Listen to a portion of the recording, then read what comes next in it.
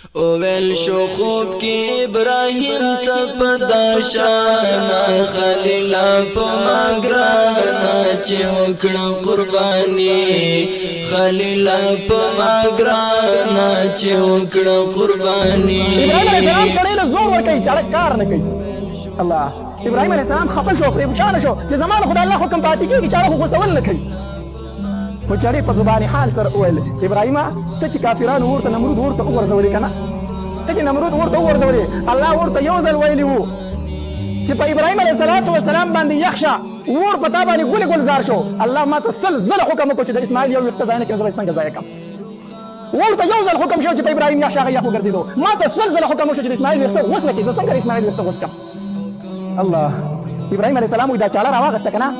هغه وسول نه کول کړه د دې دا تیرې شو کې د اسماعیل عليه السلام په دې سټ باندې داسې کې بودا او د خپل بدن دا زور کې ور واچو چې دا به داسې ورننه وځي او چغې کړو سره چې څنګه چغې کړه د شان आवाज راغی وی الله اکبر الله اکبر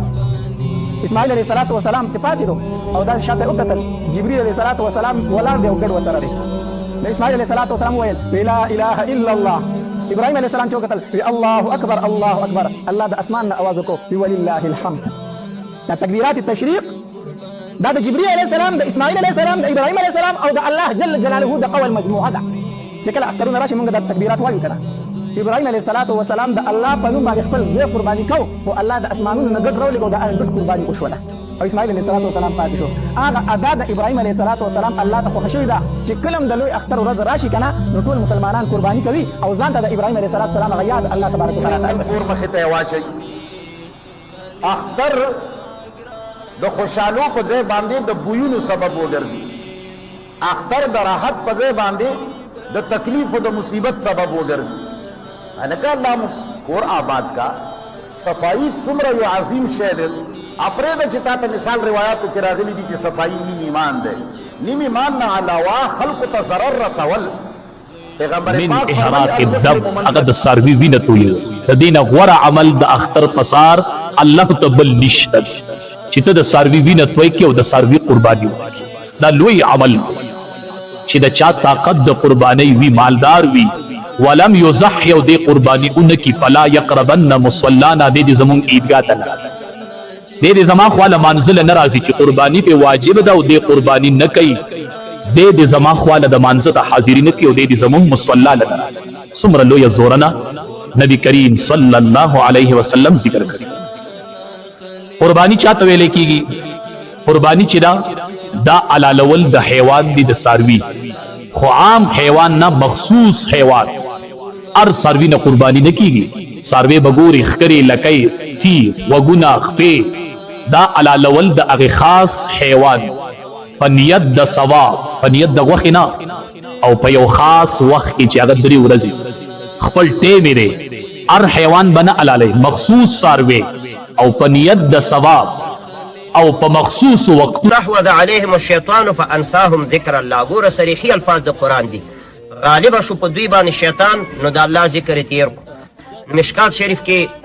کتاب الاضحیه راواړوه بخاري کې کتاب الاضحیه راواړوه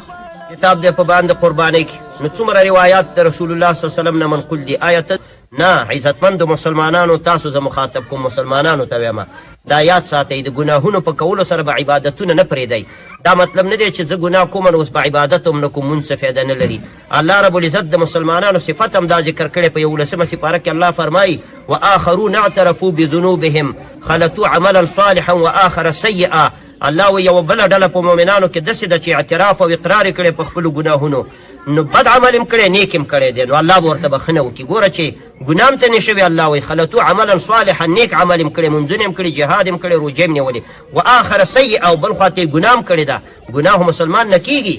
که چا په قرضو باندې قرباني وکړه په قرض پیسې راواخیستلې قرباني وکړه وی را روان کال به الله رب العزت دومره مال دته راوستی چې دا به د قربانۍ مستحق وي قرباني به پې واجب وي یعنې مالداره به وي او چې کوم قرض یې رااخیستی و هغه به هم الله ختم کړي او د دې د برکته ده باندې نور کم قرضات یې به هم الله خلاص کړي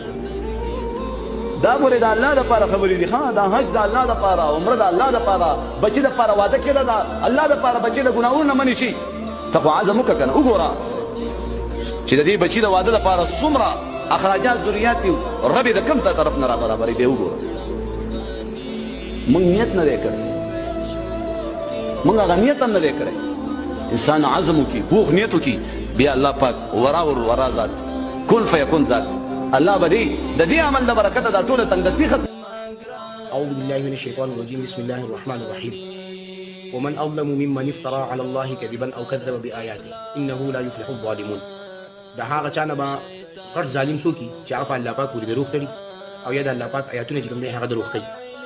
نو دې مولوي صاحب چې دا کومه خبره اوس وکړه که نه دا د الله پاک په آیاتونو کې نشته. ابراهیم علیه السلام یو کار کړی و نو زموږ دپاره هغه سنت دی او هر څوک دپاره چې دا سنت ابراهیمي دی. یو دا دروغ وي چې یاره د دې دپاره چا قرضه وکړه نو الله پاک پر دا قرضه ختم دا دروغ دي. الله پاک د دې لپاره هیڅ قسمه څه دلیل په دې قرآن پاک کې نه دی راډیګلی. دا مسلمانانو باندې اضافي کار کول دي چې د خپل طرفه پې څوک کوي. دا هغه دین دی چې انسانان د خپل طرفه جوړوي او الله پاک طرف ته منسوب کوي. دا ډېر یو ناروا کار دی. په دې باندې الله پاک ډېر ناراضه کېږي. او زه چې په خپله به دې فقو کې وم نو ما یو پیره مې د وظیفې دپاره دغه کړې وه د قرضه مې کړې وه په خدای یقین وکړه بیا هغه قرضه نه ختمېده که نه ما خو په اخلاص باندې قرباني کړې وه د دوی په دې خبرو کې راغلی وم او هغه قرضه بیا نه ختمېده په خدای تعالی یقین وکړه دیوالونه یې به په ډغره باندې ورغوستی وو.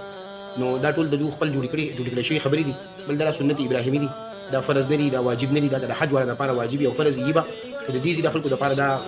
فرض او واجب نه دي. او بیا هم دې خلکو ته وایم که چا اوس طاقت کېږي نو قرباني دې وکړي یوه قرباني او غوښه دې ټولو تقسیم کړي د غریبانانو کره او د دې نه علاوه 2 او 3 او 4 او 5 قربانیانې مه کوئ. د دې په ځای باندې د دغه غریبانانو کره د وړو او د چاولو د چینیانو د دې شیزونو غم او فکر وکړئ. که د هغو کره غوښه وي اکثر داسې خلک بېګرېدلي چې غوښه وکرئ وړه وکرنئ د هغو غم او فکر وکړئ. دا اسلام چې دی دا سلامتیا ورکول دي امن ورکول دي نورو انسانانو ته د خپل مال په ذریعې سره امن رسول دي. الله یې خوشحاله کړه د دې مولویانو په دې خبرو کې مه راځئ. دا ټولې بې اثره د دوی بې اثره دعاګانې دي بې اثره وظیفې دي. د دوی هر یو عمل چې دی هغه بې اثره دی. د دوی ټول کارونه بغیر د چندونه نه کېږي او د عوامو چې څومره کارونه دي هغه به د وظیفو باندې او آیاتونو باندې کېږي. دا د دوی هغه دوکه ده د الله پاک د دین سره. د دې جواب به الله پاک ورکوي. خو تاسو د قرآن نه بهر اعمال مه کوئ. د کوم انسان سره پیسې نه وي هغه باندې قرباني کول نشته. د چا سره چې پیسې ډېري او یو قرباني کوي ودي کې د دې نه علاوه د نورې پیسې به د غریبانو باندې تقسیم کېږي چې د اختر په ورځ باندې غریب سړی خپلو بچو ته ملامت نه وي ولاړ